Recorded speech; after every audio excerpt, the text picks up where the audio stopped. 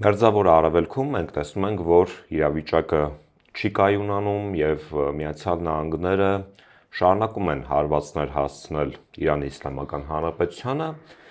եւ Իրանի Իսլամական Հանրապետությունը բնականաբար պատասխանում է Միացյալ Նահանգների հարվածներին։ Մենք տեսնում ենք, որ բացի Հորմուզի նեղուցից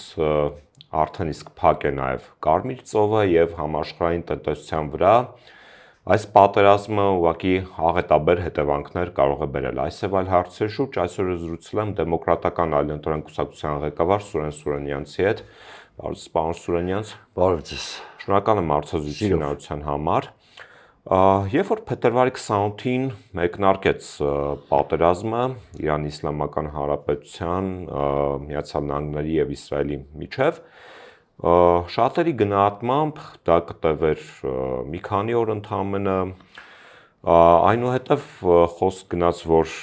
դա կտևի 1 ամիս կամ մի փոքր ավել, բայց մենք տեսնում ենք, որ անգամ ապրիլյան մեմորանդումը կողմերի միջև ստորագրված չկարողացավ խաղաղության դերակատար հանդիսանալ, ավելին այս ամիս մենք տեսնում ենք, որ ինտենսիվ կերպով ռազմական գործողությունները վերսկսվել են ըստ էության։ Մենք նաև տեսնում ենք, որ բանակցություններ են առկա Իրանի Իսլամական Հանրապետության եւ Օմանի միջև Հորմուզի նեղուցը համատեղ վերահսկելու շուրջ, եւ եկեք փորձենք հասկանալ նախ ինչ իրավիճակ է ձեզ այդ տարածաշրջանում եւ ինչպիսի զարգացում կունենա իրադարձությունները։ Տեսեք, փետրվարի 28-ի մասին դուք խոսեցիք, արդարև դա պատերազմի առաջին օրն էր։ Այո, շատերին զարմանալի կթվա մի արձանագրում, որ անեմ, որտեղ ամեն դեպքում խոսքը գերտերության մասին է, Միացյալ Նահանգների, բայց սա պատերազմ էր, որ Թրամփը սկսեց հերիք չի ոչ իր որոշմամբ, հետներ չուներ պատերազմի ռազմավարություն, իսկ մտավ պատերազմի մեջ առանց ծրագիր ունենալու։ Իսկապես, երբ որ նայում ենք ուժային բալանսը, շատերին թվում էր, որ ոնց կարող է գերտերություն մտնի պատերազմի մեջ, իրենից ավելի անհամեմատ թույլ պետության հետ, որը միջազգային սանկցիաների ու մեկուսացման պայմաններում հագին հյուսված է եւ չկարողանա շատ արագ հաղթանակ տանել։ Ըստ երևույթին այդ գնահատականները նաեւ տարբեր դեդլայնների մասին Թրամփի սոցիալական ակտիվության հետևանքեր, որտեղ օրինակ եթե հիշում եք հրթիռային ծրագրերը մի քանի անգամ նա արդեն հասցրել է կործանել, հետո էլի թիրախավորել Միացյալ Նահանգների։ Պիտի շատ հստակ նկատենք, որ պատերազմը սանձազերծեց Իսրայելը եւ Իսրայելի լոբբին պարտադրեց ըստ էության Թրամփին ներքաշվել մի պատերազմի մեջ, որտեղ նա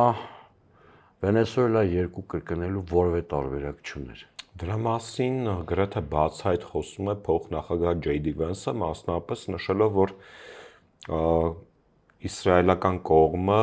իր ուրույն ներգրավվածություն ուներ բանակցությունները տորպեդահարելու մեջ։ Ռուբիոն էլ մեկ այլ բան ասել, պետքարտուղար,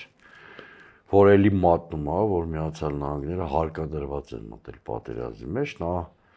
պատերազմի առաջին օրերին ասել է, որ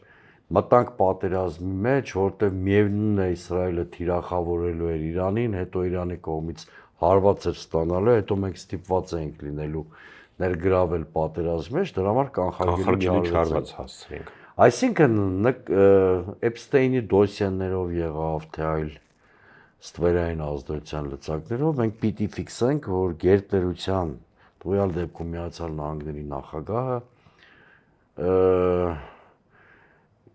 պատանդ է դարձել BB-ի, Բետ Նեթանյահուի շատ ռազմատենչ խմբի ձեռքին եւ ըստ էության պատերազմը տրամաբանությամբ էլ գնաց։ Ինչ-որ փուլից ակնհայտ էր, որ Միացյալ Նահանգները գիտակցեցին, որ պատերազմը այլևս շատ թանկ գին է նստում իրենց վրա։ 37 միլիարդ դոլար ոչ միայն այդ իմաստով, տեսենք, ասենք բարբարոսությունից զատ մինչև ապրիլ նրանք ոչինչի չասան։ որովհետև ցամաքային օպերացիա սկսելու արկածախնդրությունը բարեբախտաբար չունեցան, հետո այսօր փուլից հասկացան, որ նույնիսկ ցամաքային օպերացիան շատ մեծ բան չի փոխելու, եթե Թեհրանը չեն կարողանալու գրավել եւ այլն, հա։ Եվ ապրիլին կնքվեց Իսլամաբադում, կարծեմ, չէ՞, այդ Պակիստանի եւ Կատարի միջնորդությամբ կնքվեց այդ 14 կետանոց ժամանակավոր հրադադարի փաստաթուղթը։ Գիտեք, ի սկզբանե, երբ որ ես այդ փաստաթուղթը նայեցի, դա Միացյալ Նահանգների ռազմավարական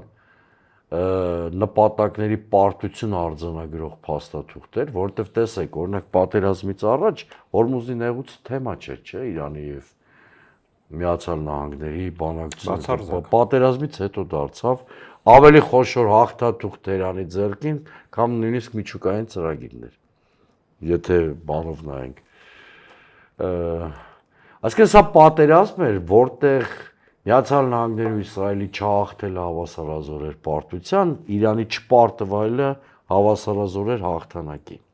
Եվ այդ 14 կետանոց ժամանակավոր զինադադարի փաստաթուղթը հենց դրա մասն էր։ Բայց ի սկզբանե ձևակերպումների ոչ հստակությունը կամ ընդհանրականությունը ակնհայտ դարձին, օրինակ միջուկային ծրագրի շուրջ Իրանի Հորմուզի նեղուցի կառավարման հարցերում կողմերը չեն կարողանալու գալ ընդհանուր հայտարարի, որը բերելու է մի հատ իրավիճակի, որ Մերձավոր Արևելքում էլի լարվածություն բռնկվի, սենց եւ կրակեն, եւ ռմբահարեն, ձեռքի հետ էլ բանակցեն, եւ այս տուրբուլենտության շրջանը շատ երկար է տևելու իմ կարծիքով, մանավանդ որ դուք զրույցի սկզբում շատ ճիշտ հիշատակեցիք, հիմա հութիների եւ սաուդիտների միջև էլ կան բախումներ, որոնց հետևանքով Կարմիր ծովի դա էլ խնդիրների առաջա կանգնելու Մանդեպի Մանդեպի նեղուցի մասով եւ առաջանալու է շատ ավելի լուրջ ճգնաժամ։ Միացյալ Նահանգները լավ պատերազմի սցենար չունեն այս հակամարտության մեջ, այսինքն այնպես չի, որ նրանք կարող են ավելի լավ պատերազմի սցենար մշակել եւ հաջողության հասնել։ Իրանի Իսլամական Հանրապետության համակարգը շատ կենսունակ դուրս եկավ իր ասիմետրիկ հարվածներով եւ այսպես թե այնպես այս պատերազմը Միացյալ Նահանգների ստրատեգիական հաղթանակով չի ավարտվել։ Սրանք գումարեք, որ Միացյալ Նահանգների հասարակության ներսում Իսրայելի նկատմամբ դժգոհություններ են առաջացել, որոնք վաղ թե ուշ էլեկտորալ դրսևորում են ստանալու, այսինքն հիմա դիմացը օրինակ կոնգրեսի ընտրություններ են, միջանկյալ ընտրություններ եւ սրա մասին նաեւ կցանկանայի խոսենք, տեսեք, Դոնալդ Թրամփը բավականին փակուղային իրավիճակում է հայտնվել, ըստ էության, որովհետեւ մարտի դաշտում չի կարողանում արդյունք գրանցել, բանակցություններում Իրանի դիրքերը շատ ավելի պինդ են, եկեք սա ընդունենք, որովհետև Հորմուզի նեղուցը ըստ էության յուրահատուկ միջուկային զենքի է վերածվել։ 20% նավթի համաշխարհային առևտրի այդ նեղուցով է։ Եվ Դոնալդ Թրամփը ինչպիսի քայլերի հնարավորություն ունի ասես, որովհետև կարծես թե երկու դեպքում էլ եթե նա գնա լայնամասշտաբ հարձակման, որի մասին խոսում էին եւ մամուլի հաղորդագրությունների համաձայն պլանավորված էր այս հանգստյան օրերին, բայց վերջի պահին Թրամփը կարծես հետ քայլ է արել եւ նաեւ բանակցություններում մենք տեսնում ենք, որ չի կարողանում հասնել հաջողությանը եւ իր համար գոնե պետք է ինչ-որ ելք լինի։ Ես ասացի լավ պատերազմի սցենար պարոն Թրամփը չունի։ Իսկ ես չեմ տեսնում որևէ սցենար, որը նա ռազմական գործողությունների շնորհիվ կարող է Իրանից կորզել այնպիսի ստատուս քվո, որ այսօրվա ստատուս քվոից լավը լինի։ Այս տուրբուլենտության շրջանի ստատուս քվոից։ Հետևաբար ենթադրել, որ պատերազմի ուժգնացումը կբերի Վաշինգտոնի եւ Թել Ավիվի ստրատեգիական խնդիրների լուծման առնվազն միամտություն կլինի։ Բարբարոսություն հա ինչքան ուզեն կարող են շարունակել անել, կամուրջներ պայթեցնել եւ այլն, բայց դրա դիմաց էլ օրինակ այդ մի շարք ստրատեգիական կայաններ, օրինակ այդ աղազատման մերձավոր արևելքի երկրներում, այո, կարող են պայթեցվել եւ մի շարք ծոցի երկրներ անապատի կարող են վերածվել դրա հետևանքով։ Հետևաբար ցանկացած էսկալացիայի մակարդակի խորացում ստրատեգիական հաջողության չի բերելու Թրամփին, բայց կարող է ավարտվել նրա իմպիչմենտով օրինակ։ Իմիջիայլոց սա շատ անիրական սցենար չի, ինչի մասին խոսում եմ։ Գրեթե վստահ եմ, որ միջանկյալ ընտրություններում Թրամփը կորցնելու է առնվազն մի պալատի նկատմամբ վերահսկողությունը, հանրապետական կուսակցությունը, եւ հանրապետական կուսակցությունը շատ ասոցացված Իսրայելի լոբիի հետ, հետևաբար ամերիկյան հասարակության աչքերում կորցրել է իր արժանահավատությունն ու քաղաքական կենսունակությունը։ Ես կարծում եմ Միացյալ Նահանգները ի վերջո ստիպված է ստատուս քվոյի հետ հաշիվ նստեն, իսկ դա այն է, որ մերձավոր արևելքում Պարսից ծոցում նրանց ներկայությունը թուլանալու է կամ սահմանափակվելու է, դրանից բխող հետևանքներով։ Եվ ես կրկնում եմ, ստրատեգիական խնդիրների լուծման հավանականությունը գրեթե զրոյական եմ համարում Միացյալ Նահանգների։ Իհարկե կարող են այս տուրբուլենտությունը եւ միջանկյալ մի տարբերակ էլ կա, այս տուրբուլենտությունը համեմատաբար երկար ընթացք շարունակվում է, բայց դա բերում է համաշխարհային տնտեսության կոլապսին, դա բերում է նավթի գների աճին։ Հա, նավթի գների աճին եւ ի վերջո դա բերում է Միացյալ Նահանգների ստրատեգիական հակառակորդների դիրքերի ուժեղացման նաև այդ նույն Չինաստանի կամ Ռուսաստանի։ Հիմա ես չգիտեմ որ տարբերակը կընտրեն Միացյալ Նահանգները, բայց եկեք մի բան նկատենք։ Կարծես իրենք էլ չունեն հստակ։ Չունեն, այս Թրամփի իշխանությունը դրա մասին է։ Հաճախ այ մեզ թվում է, ուրեմն այդ գերտերությունը չի կարող ստրատեգիական պլան չունենալ։ Ինչպես կարող են նրանք առանց հաշվարկի պատերազմ անել եւ այլն եւ այլն։ Դա հետեւ ճշմարտություն է։ Բայց այդ ճշմարտությունը չի տարածվում Թրամփի վարչակազմի վրա։ Մենք բազմաթիվ դեպքերում տեսել ենք, որ Թրամփը քաղաքականության մեջ շոուի բաղադրիչն է ուժեղացնում է սեփական PR-ի ֆետիշացման այդ գործոնը եւ հաճախ ստվերում են մնում խորքային ռազմավարական լուծումներն ու որոշումները։ Պարոն Սունենյանց, այս ամիսների ընթացքում, երբ որ աշխարհը կանգնած է այսպիսի փորձությունների առջև, երբ յուրաքանչյուր բանական մարդ չի կարող ունենալ սեփական կենցաղի ռազմավարական պլանավորումը երկարատև կտրվածքով, որովհետև աշխարհում տուրբուլենտությունը եւ տեղի են ունենում տեկտոնական շարժեր, որոնք ազդում են տարբեր տարածաշրջաններում արկային կյանքի եւ կենցաղի վրա, Հայաստանի իշխանությունները կարծես լիովին անհողդողդ են։ Ես պետք է հիշեցնեմ, երբ որ ռմբակոծությունները սկսվեցին Իրանի Իսլամական Հանրապետության նկատմամբ, սրանք բեռաշկի էին ուտում, հետո ազգակործան պատասը Վրաստանում թմբուկ էր խփում, դա էլ այն օրերն էր, եւ պարզվեց, որ նահատակվել է Այաթոլլահ Ալի Խամենեին, եւ այս պատերազմը կոնկրետ տարածաշրջանի եւ մեր համար ինչպիսի վտանգների առջև կարող է կանգնեցնել, որովհետեւ խոսք է գնում Միացյալ Նահանգների կողմից, որ տարբերակներից մեկը, հա, Իրանի ոչ միայն ծովային, այլև ցամաքային բլոկադայի մասին։ Հիմա տեսեք, նախ Չեզոքության քաղաքականությունը այս պարագայում ճիշտ է, բայց իշխանության քաղաքականությունը դա չի իհարկե։ Ինչի է ճիշտ, որովհետև Հայաստանը որևէ դերակատարություն չի կարող ունենալ այդ գլոբալ հակամարտության ոչ գործընթացում, ոչ էլ միջնորդական ջանքերի առումով։ Բայց դրական չեզոքությունը եկեք չխառնենք անլրջության հետ, երբ որ հենց դրա մասին եմ նշում։ Դու պիտի ռիսկեր կառավարես, բայց դու պերաշկին փորձում ես անվտանգության բաղադրիչ ներկայացնել, հա, կամ կուկուրուզ ասում ես, այնքան լավ ենք աշխատել, որ հարևանների մոտ ցնցումների ֆոնին կարող ենք մեզ այս թույլ տալ, ակնհայտորեն այդ վիճակը չի մեր մոտ, որովհետև այս հակամարտության տարբեր սցենարներ կարող են էական ազդեցություն ունենալ Հայաստանի վրա, ընդ որում գոյաբանական ռիսկերի առաջացման տեսանկյունից նույնիսկ։ Տեսեք, մի սցենարը, որը բարեբախտաբար էս բան քիչ հավանական է, դա Միացյալ Նահանգների եւ Իսրայելի հաղթանակն է, որը անմիջապես վտանգի տակ է դնելու Հայաստանի պետականության գոյությունը, որտեվ եթե գնա նման սցենար եւ Ադրբեջանն էլ Միացյալ Նահանգների ու Իսրայելի դաշնակիցը լինի,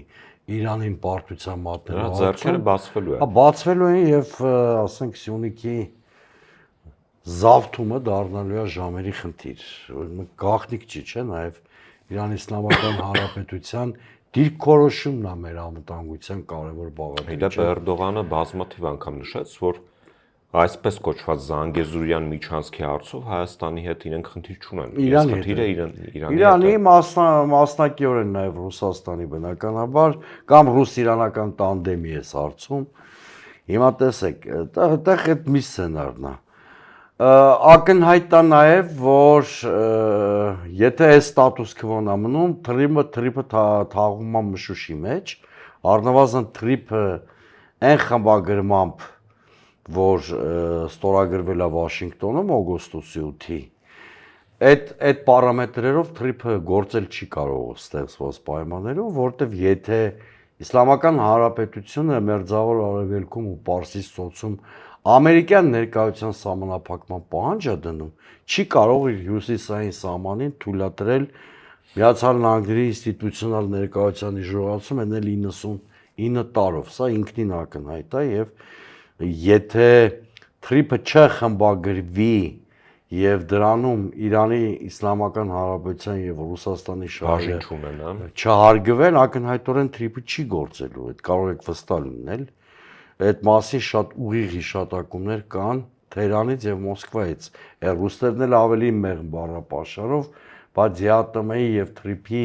կանոնների կոնտրաստի մասին են խոսում եւ այլ բաների մասին են խոսում, որոնք էլի հուշում է, որ իրենք էլ հակազդելու են։ Հետևաբար այստեղ երկու լուծում կա։ Կամ թրիպը խմբագրվում է եւ աշխարհակաղակական բալանսի էլեմենտ է մտնում այդ նախագծի մեջ։ Ինքը սկսում է քիչ թե շատ աշխատել, կամ այդ տեղի չի ունենում, բայց դրանից ու թրիպը մշուշների մեջ թաղվում է, բայց եկեք մի հատ վիճակ ասեմ, այս տուրբուլենտությունն էլ է վտանգներ ծնում Հայաստանի համար։ Ի վերջո տուրբուլենտությունը որոշակի վակուում է ստեղծում, միջազգային վակուումի մասին եմ ասում, հայ-ադրբեջանական հարաբերություններում, իսկ Բաքվի ագրեսիվ պլանների պարագայում այդ վակուումը կարող է հենց Բաքվի ագրեսիվ քաղաքականություն լրացնել։ Մանավանդ որ Ադրբեջանը հասկանում է, որ ինքը կարճ պատուհան ունի ինչ-որ բան Հայաստանին պարտադրելու համար, որովհետև եթե կայունանա վիճակը, Իրան Իսլամական Հանրապետությունը ոչ միայն թրիպ թույլ չի տալու, այլ նաև թուրքական միջանց թույլ չի տալու։ Այսինքն էապես Հայաստանի դիրքերը անկախ մեր իշխանության ապաշտոնությունից կարող է ուժեղանալ, այո։ Պարոն Սուրենյանց, տեսեք, Նիկոլ Փաշինյանը հեռախոսազրույց ունեցավ Ռուսաստանի առաջնորդի հետ եւ մամուլի այն հարցին, թե ինչու չի շնորհավորել, շատ sense ամբարտավան կերպով հայտարարեց, որ չի ուզել չի շնորհավորել եւ հարցը առաջանում այդ պարագայում, թե Պուտինը ում է դեռ խոսում։ Առհասարակ մենք տեսնում ենք, որ լարվածությունը, որ կա հայ-ռուսական հարաբերություններում, խորանում է եւ Նիկոլ Փաշինյանը արդեն իսկ խոսում է իբրև թե ԵԱՏՄ-ում ճգնաժամ հարուցելու մասին, եթե այդ արգելանքները տնտեսական չվերացվեն, իսկ ռուսական կողմից էլ նշում են, որ պետք է հասկանալով վերաբերվել Հայաստանի վարչապետի զգացմունքային հայտարարություններին։ Ակնհայտ է, որ Մոսկվան իր համար առաջնային ուղենիշ է սահմանել ուկրաինական ռազմաճակատը, բայց բնականաբար նա չի պատրաստվում նույնիսկ այդ պարագայում հեռանալ Հարավային Կովկասից։ եւ Նիկոլ Փաշինյանը ունի շատ լուրջ խնդիրներ Ռուսաստանի հետ, որոնք ազդում են ցավոք սրտի Հայաստանի Հանրապետության եւ Հայաստանի Հանրապետության քաղաքացու կենցաղի վրա։ Տեսեք, նախ ասեմ, որ հայ-ռուսական հարաբերություններում արկա ճգնաժամ այլևս ինստիտուցիոնալ բնույթ ունի։ Մոսկվան այլևս ակնհայտորեն դե յուրե չի ճանաչելու այս իշխանությունը, դե արդեն տևական շրջան անցավ, ոչ են սпасելու 1 տարվա արդիվ շնորհավորեն պաշտոնավարման Նիկոլ Փաշինյանին, այսինքն այդ բոլոր առիթները, որ կային, որ Մոսկվան պիտի բարձրաձայներ ընտրությունների ճանաչման մասին, բաց է թողնված։ Ակնհայտորեն գործելու է Նիկոլ Փաշինյանի առաջարկած բանաձևը։ Դե յուրե չեն ճանաչի, դե ֆակտո կհարաբերվեն, հենց այդ ամբարտը, բայց այդ ինքն իրան պետք է վշտացներ այդ փաստը։ Տեսեք, հայ-ռուսական հարաբերությունները սիմետրիկ չեն, որպեսզի երկու ստեկ խաղադրույքները բարձրացնեն եւ թույլ կողմը կամ համեմատաբար թույլ կողմը կարողանա օգտվել։ Դա սիմետրիկ հարաբերությունների պարագայում է, երբ որ երկու կողմն էլ համարձակորեն խաղադրույքները բարձրացնում են, որպեսզի գան ինչ-որ լուծումների։ Ասիմետրիկ հարաբերությունների պարագայում, երբ որ ռուսները սանկցիաները խստացնելով խաղադրույք են բարձրացնում, դու էլ այդ գայթակղությանը տրվում ես որպես թույլ երկիր, դու էլ ես խաղադրույքը բարձրացնում։ Դա կոչվում է արկածախնդրություն, այն ինչ որ անում է Նիկոլ Փաշինյանը, որտեղ այդ խնդիրների բարդացման բեռը կրելու է Հայաստանը, Հայաստանի տնտեսությունը, Հայաստանի ժողովուրդը։ Մենք ուղղակի չենք էլ պատկերացնում, խոսքը չհնա, եթե այս ճգնաժամի միտումները խորանան եւ օրինակ Հայաստանի տնտեսության կայունացման միակ երաշխիք համարվող ռուսական էժան գազն էլ թանկանա, Հայաստանի ՀՀ-ն կրճատվելու է 4-ից 5 միլիարդ դոլարով։ Հիմա այս մեր ամբարտավան եւ արկածախնդիր իշխանության ներկայացուցիչներին ոչ այնքան ռետորական հարց եմ տալի, 4-5 միլիարդ դոլարը ով է կոմպենսացնելու։ Կոմպենսացիոն որևէ համարժեք ծրագիր Արևմուտքը չի առաջարկում։ Հակառակ պարագայում օրեր առաջ Նիկոլ Փաշինյանը Պուտինին չէր խնդրի սահմանափակումները թույլատնել։ Ռուսաստանը ձեզ ներելու է Փաշինյանին այս պահվածքը եւ այս դեմարշը։ Չէ, իհարկե, մենք շատ արագ տեմպերով գնում ենք ուկրաինական մոդելի մոդիֆիկացված ինչ-որ վերսիայի կրկնության ճանապարհով։ Անխուսափելի հեռանկար է լինելու, եթե այս արկածախնդիր քաղաքականությունը չկասեցվի, կամ իշխանությունը չփոխվի, կամ իշխանությունների մոտեցումները չվերանայի, մենք շատ արագընթաց տեմպերով գնում ենք դրան, եւ Նիկոլ Փաշինյանը այդ մասին արդեն բացահայտորեն անուսավորում այդ երկաթուղի կոնցեսիոն 2 միլիարդ դոլարի վերանայելու պատմությունը, այդ ամբարտավան բանը, որ մոտավորապես դա տղաեր թող իմ հետ չխոսալ հեռախոսով, մոտավորապես այդ ենթատեքստումներ եւ այլն, սա բերելու է, ես ճիշտ նմանություն եմ տեսնում հայ-ադրբեջանական հարաբերություններում Նիկոլ Փաշինյանի ցուցաբերած կեցվածքի հետ 2018-20 թվերի։ Էլի նույն ամբարտավանությունն էր, էլի Ադրբեջանի հետ վերջնագրերի լեզվով խոսելու այդ արկածախնդրությունը։ Արդյունքում վազեց Ալիևի գիրկը։ Հա, ինչի բերեց դա, բոլորս գիտենք, բայց տասնյակ անգամներով ավելի հզոր Ռուսաստանի մասին է հիմա խոսքը։ Հարաբերությունների նույն մոդելը դրվել է հայ-ռուսական հարաբերությունների հիմքում, դժվար չի ռացիոնալիզմի սահմաններում կանխատեսել Հայաստանին ինչ հեռանկար է սպասվում։ Այսինքն վերջում Նիկոլան վազելու է Մոսկվա, կամ էլ երկիրն է մեր վերածվելու այնպիսի փլատակների, ինչին այսօր հանդիպում ենք Ուկրաինայում։ Բայց քանի որ քո ստրատեգիական արժեքը արևմուտքի աչքերում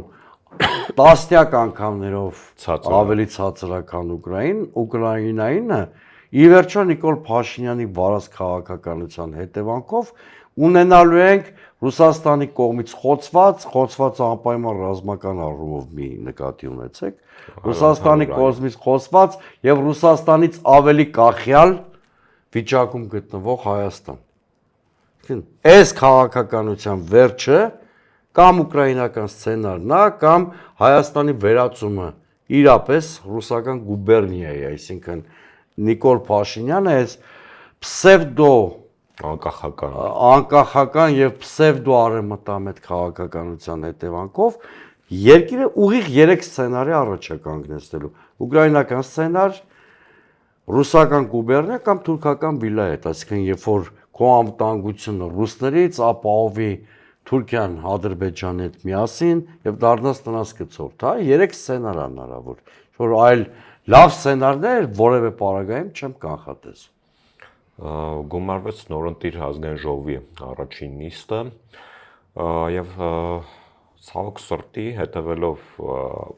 այս վերջին օրերի ընթացքին մենք տեսնում ենք, որ խորհրդարանական ընդդիմությունը չի կարողանում այս պահին գոնե, հա, հանրային օրակարգը ձևավորել եւ դոմինանտ լինել ազգային ժողովում։ Եկեք փորձենք հասկանալ ինչ կարող ենք կանխատեսել հետագայում եւ առհասարակ ընդդիմությունը ինչ պետք է անի խորհրդարանում։ Իմ ինտելեկտը խոշտանգումների չենթարկելու նպատակով ես աշխատում եմ քիչ հետևել խորհրդարանական նիստերին, որովհետև ինձ առանձնապես հետաքրքիր չի ընտանեկան սխեմաների բացահայտումը։ Խորհրդարանի առաջին նիստերից ես մենակ էդ եմ տեսել փոխադարձ ինչ-որ մեղադրանքներ եւ այլն։ Ընդդիմությունը մարտավարական երկու բարձունք արդեն զիջել է, ցավոք սրտի, դա կատաստրոֆա չի, բայց պիտի արձանագրենք, երրորդին էլ շատ մոտ է։ Նրանք շատ թեթև մարսեցին մանդատագողության փաստը, ինչքան էլ որ գնահատականներ հնչեցրեցին այդ մասով, վարքագիծը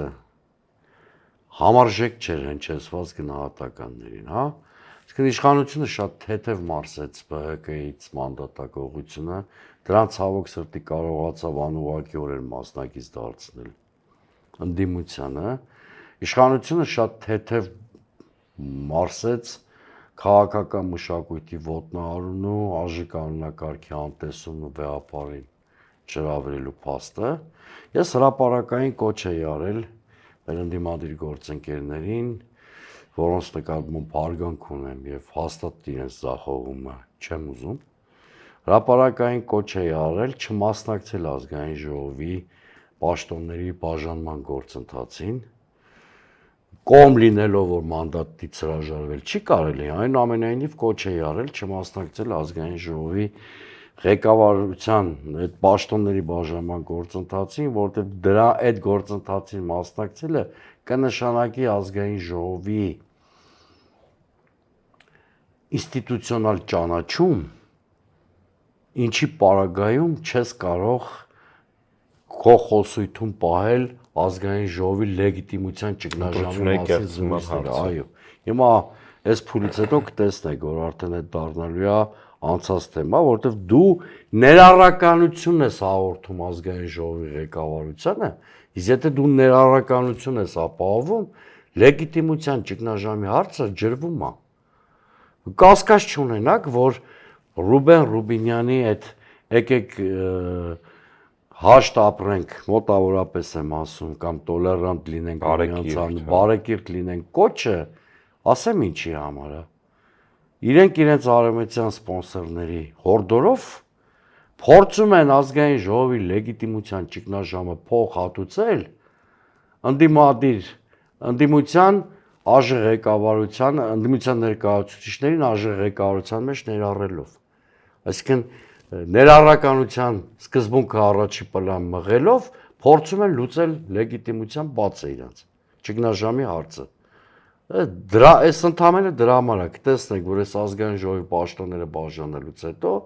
էլի նույն սանձարցակ ամբարտավան ԿՊՆ-ա լինելու ազգային ժողովում, այդ ծեցի կադրերով էլ, ամեն ինչով էլ։ Միակ բանը, որ ես ազգային ժողովին մաղթում եմ եւ շատ կուզենամ օր առաջ տեսնել, իր շուտ օր առաջ լուծարումն է։ Եվ ընդդիմությանը կոչ կանեմ մեր գործընկերներին, որ ներկա եմ այդ պատերից դերս, միայն այդ ուղղությամբ ջանքեր գործադրել, համ ընդդիմության ինստիտուտը վերջնական վարկաբեկումից կփրկենք, համ էս իշխանության հեռացման ուղղությամբ, որ նախադրյալ ստեղծած կլինենք։ Ցավոք սրտի այս կոնֆիգուրացիայով, այս քաղաքական кейսով, քաղաքականության մասին այս պրիմիտիվ պատկերացումներով այս ազգային ժողովից ռացիոնալ ու դրական որևէ այլ սպասում հնարավոր չի ունենալ։ Շնորհակալ եմ հետաքրքիր զրույցի համար։ Ես եմ շնորհակալ։ Իմ հյուրը դեմոկրատական այլընտրանք կուսակցության ղեկավար Սուրեն Սուրենյանցը, ձեզ հետ էր Դավիթ Ֆիդանյանը, բաժանորդագրվեք Antifake YouTube-յան ալիքին, շարունակեք աջակցել ալիքին Patreon, Super Chat, Donation Alerts, քարտային դրամական փոխանցումներ, կրիպտո արժույթ եւ կհանդիպենք հետագայում։